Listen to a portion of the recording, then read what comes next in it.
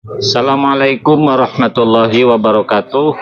Saya coba ingin ikut nimbrung ya, yaitu salah satu mbak atau ibu ini yang marah-marah karena keterlambatan pesawat. Nah, saya juga sering mengalami hal yang serupa. Kalau nggak ada pesawat jangan jual. Bukan masalah duit, bukan masalah makan. Udah nggak selera kan makan itu. Kayak makanannya enak. Enak kali. Udah donasiin aja makannya. 20 30, 21 10, 942, 11 03, jam 1.30 ganti aja semua suka kalian. Saya sering yang seperti ini nih. Hanya saja kadang 1 jam, 2 jam, 3 jam, pernah sampai 6 jam.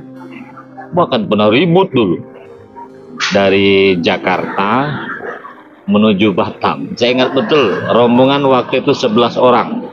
Habis pelatihan BMT di Wirodesa Tegal ya waktu itu ya. Seharusnya berangkat jam 1, diberangkatkan jam 10. Kawan-kawan marah, memang pesawat ini begitu kuat ya. Waktu itu sempat ribut saya dengan kawan-kawan ya. Maklumlah masih jiwa muda gitu ya. Saya sudah hubungi semua media di Batam, mau konferensi pers gitu. Kata media Batam, "Udah oke, siap. Mau konferensi pers lah kami rombongan satu pesawat itu." Sampai di Batam, media itu tak ada satu pun nongol. Padahal saya janjikan waktu itu ya teman-teman juga adalah uang ongkos ngopinya itu. Saya berharap ngumpul di bandara di Hang Nadim, rombongan itu ya. Tapi ternyata nggak ada satupun yang nongol. Saya telepon lah yang mengkoordinir, Pak Mariono. Saya nggak berani Pak Mariono, saya sudah pamitan dengan bos saya. Rupanya teman-teman wartawan ini kan saling koordinasi, tak ada yang berani. Rupanya dihubungi pihak manajemen. Kan begitu kuatnya pihak manajemen penerbangan itu sehingga sesuatu itu jangan sampai bocor gitu.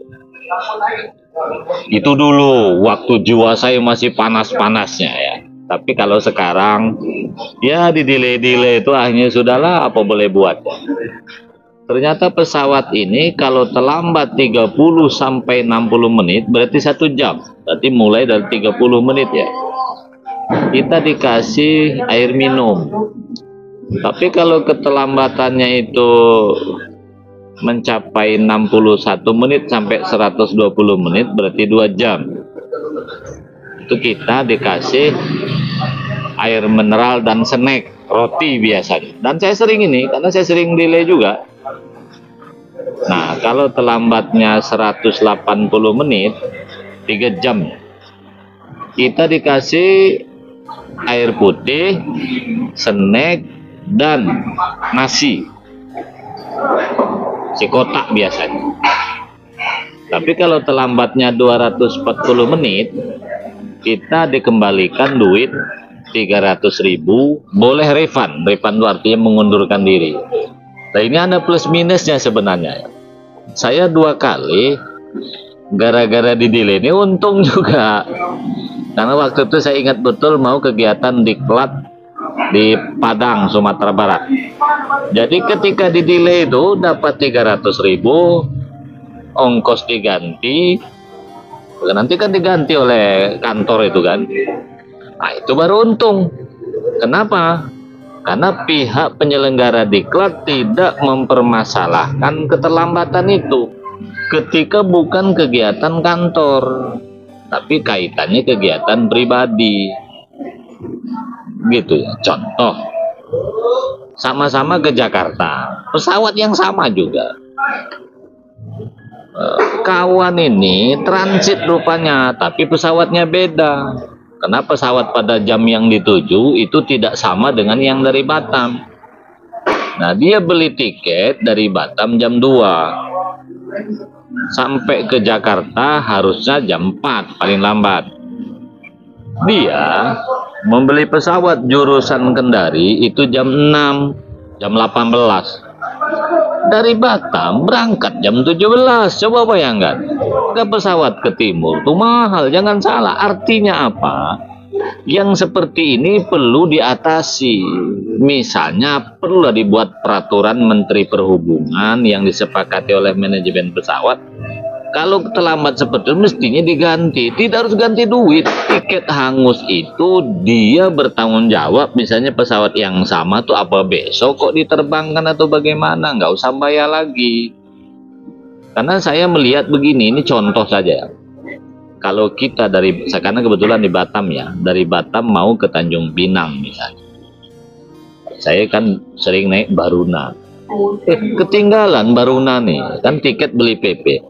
Ternyata bisa dialihkan ke Marina, nama peri itu.